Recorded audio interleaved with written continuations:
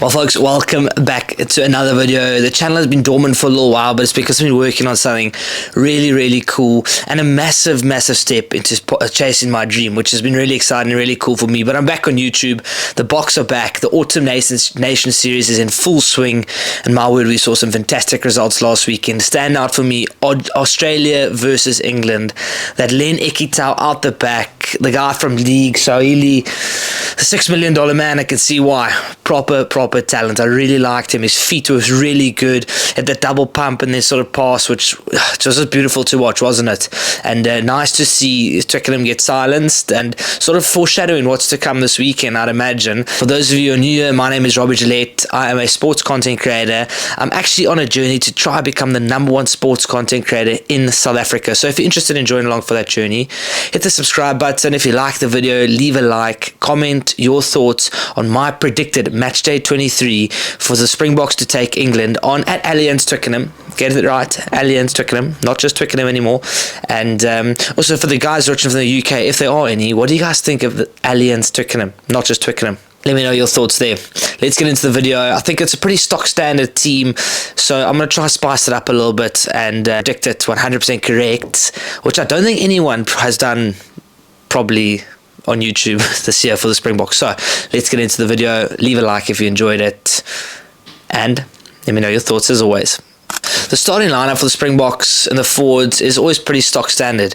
I'd imagine they'd start with Oxenche, Bonga Manambi, and then Thomas du Toit, who, as I keep saying, had a magnificent season. He was outstanding for Bath. I thought he actually went alright on Saturday. We had a pretty decent scrum. He scored a try. He hit rucks, and I thought he was pretty decent. I think they're going to go Thomas du Toit ahead of Vincent Koch, and Vincent Koch will be on the bomb squad. And then at the locks, obviously the obvious one, Eben Etzebeth. I mean, he was man of the match last week. He carried well, defensively strong, really making a massive impact throughout that. He played the full 80 minutes, which was actually insane for a guy that size. And then I think he's going to be partnered with RG Snyman. I don't think they're going to go with Franco Mostert. I think Franco looked a little bit flat on the weekend. He hadn't played rugby since the Irish series when he broke his leg. So I think they're going to go with RG, also to reward a little bit of form that RG has had at Leinster, and probably test him in a massive game, calling the line out at 5. And on that, England tend to stay in the game and keep in the game up until the last minutes, which we've seen in the last 2 weeks against New Zealand, against Australia. They're always in the game. They're never ever out of the game. And what's crucial to that is actually they could have had opportunities to win both games. And look at George Ford. He was the two sort of big mistakes in those games. New Zealand missing the kick, which he probably should have gotten. And then, of course, last week against Australia, missing that tackle or being involved in that defensive slip by England. I struggle to see George Ford having 3 mishaps in a row, 3 weeks in a row. I struggle to see that. So I think probably Rassi is probably going to bring on Franco Mostert off the bench, a little bit of a calmer head, someone who's a little bit more experienced and will lead the line out with a calm head. Experience comes in. When it's a tight game, he's been in situations like this before. He's won 2 World Cups. I think they're going to go with Franco off the bench purely for that reason, as well as to reward RG with a bit of form. Then, of course, Siya Kolisi at 6. He'll take up the captaincy again. I thought he was really good when he came on Saturday. Actually, made an impact, carried nicely, and is quite a force to be reckoned with these guys. And England, to be fair, when they get going, have a decent ruck speed, and with Ben Spencer, I think it is, they're 9, and Marcus Smith playing some proper fast rugby. When they're on the front foot, really are a scary team to play. So I think Siya will have a proper job there to disrupting that ball and slowing it down maybe a little bit, so they don't get that momentum that they're so dangerous off. Then at 7, Pieter-Steph du Toit. I think he deserved a rest last week. Came off the bench, made an impact. Best 7 in the world coming off the bench. How wild is that? He's going to come on start. I think comes into the starting lineup this week. I mean, he's probably #1 on the team sheet, and will. What did he say in the chase to the side? Biggie lot beaver, which is get Marcus Smith shaking in his boots. Biggie lot beaver. So I think that's going to be the case. Marcus probably having his ribs tickled by Pieter-Steph du Toit this weekend. So looking forward to that battle actually, and how Pieter-Steph goes again. And at 8, Jasper Wiese. I think Kwacha was good. I just don't think Kwagga had that impact that carrying. I think Jasper provides a massive. He carries so well and carries hard and is difficult, and he hurts Oaks, and it's tough for Oaks to tackle him. And Kwagga maybe a little bit lighter, maybe a little bit offers a little bit different. I struggle with the concept of players supposed to be on the bench. I do see the impact that Kwagga has in short bursts coming off the bench, and I do think against the England side that we probably want to batter and bruise a little bit. Having our proper ball carrier there at 8, Jasper Visser will be there. Unlucky for Origlo, unfortunately, who misses out. But just, I guess when you're competing with the best 7 in the world, it's difficult. He's actually on his way there. I think Origlo's coming on leaps and bounds this year, and really happy for him. So in the back line, I've gone with Grant Williams. I love Grant Williams. There was a stage where I believed, like Kwagga, he was better off the bench, and his impact was vast when he came off the bench. Short bursts, the game's a little bit open. I now firmly believe that Grant Williams is our best 9 in South Africa. Jaden had a tough go of it last weekend against Scotland. Again, not his fault. Forward's probably a little bit lackluster, struggled a little bit at ruck time, disrupted this ball, slowed it down. So not entirely Jaden's fault, but I'm going to go with Grant Williams, and I'll tell you why now, because at 10 I'm picking Manie Libbok. I think we want to play, I think at Twickenham, Australia's found some joy on the outside, in the outside channels against England. Cut England open quite a bit, and I think we will probably can try to do that with our Tony Brown influence. So I think they're going to go with Manie Libbok to play a little bit more expansively, play that out the back, stack attack type of stuff, and really have a proper impact, have a proper go at the English side, and open up some gaps, play some pretty rugby. And with that being said, we spoke about England always being in the game, and we come alive in the last 20 minutes. England, if they're still in the game in the last 20 and the last 10, it's dangerous, especially at home, especially given the fact that the last 2 weeks they've bottled it. I don't see them bottling it 3 times in a row. I genuinely don't. It's you don't see many international teams bottle a game 3 weeks in a row. So that's why I believe we've got to start one. I think that's the impact of Grant Williams, the impact of Manie Libbok.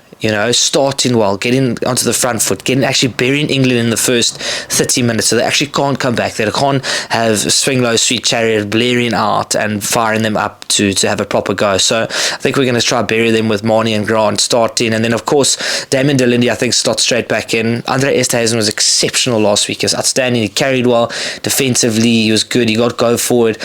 You can't look past Damon Delaney being the best 12 in the world. I feel sorry for Andre Esterhuizen, because it's one of those where it's great player, probably in just the wrong generation. Any other years or I suppose generation, he plays at least 70 caps for Springboks. He's only got 19 now, or 18 I think it is. And then Jesse Kriel at 13, who's been our man there for this year and has been exceptional. On the wings, I've gone something a little bit different. I've actually gone Makazole Mapimpi to start, purely because he was exceptional last weekend. Scored 2 tries. He was in space. He actually had a tough go to those. Scottish wingers are good, and he was really, really good. So I think they could also. He was playing good rugby for the Sharks. So I think they're going to reward Makazole this weekend with another consistent start. Then on the other wing, I think they're going to go with Cheslin Kolbe. I mean, he's the best winger in the world. He's got magic feet. What's it Matt Pearce said? The little man with magic feet. They got to go with Cheslin.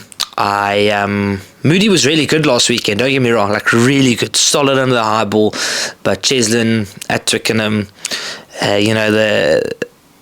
the English have a bit of emotional baggage there with Cheslin Kolbe, because think back to the 2019 final where he scored that final try to put the nail in the coffin. So I think they're going to go with Cheslin Kolbe.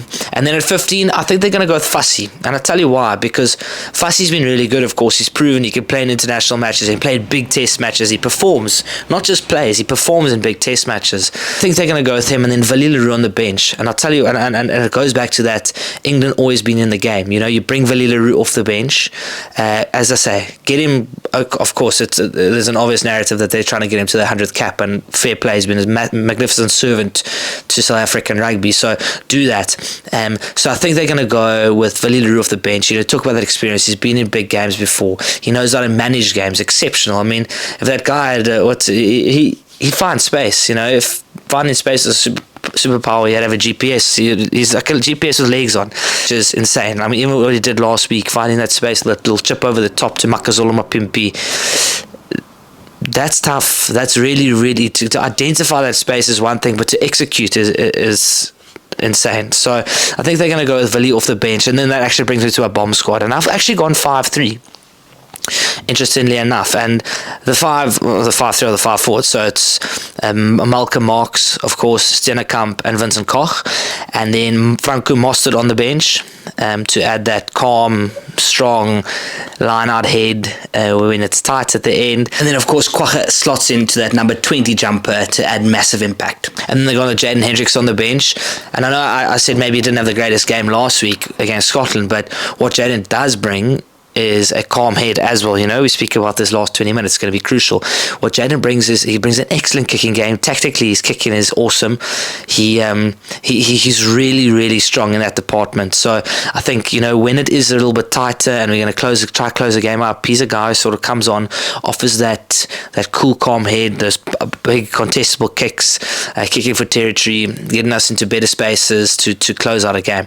And then Handré Pollard, we spoke about what he offers, that calm head, kicking 3, Manie to bury, and then Handré to put the final nail in the coffin, and then the last back I've actually gone with is of course Villy Leroux, who we spoke about earlier. So that's my match day 23. Let me know what you guys thought in the comments. Have I got that right? Have I got that wrong? Well, I guess only time will tell. It comes out on Thursday, and yeah, let me know if you agree, I suppose, is the question. If you did like the video, leave a like. I'd really appreciate it. Subscribe if you found value in it and you want to see more. We're going to be doing more YouTube stuff, challenges, rugby videos. It's going to be awesome, I hope, for you guys. And let me know what you guys think in the comments. Please, I always love to know what you fellas think in the comments. So I'll see you on the next one. Up the box. Happy Bok week. Massive game against England coming up this Saturday. See you on the next one.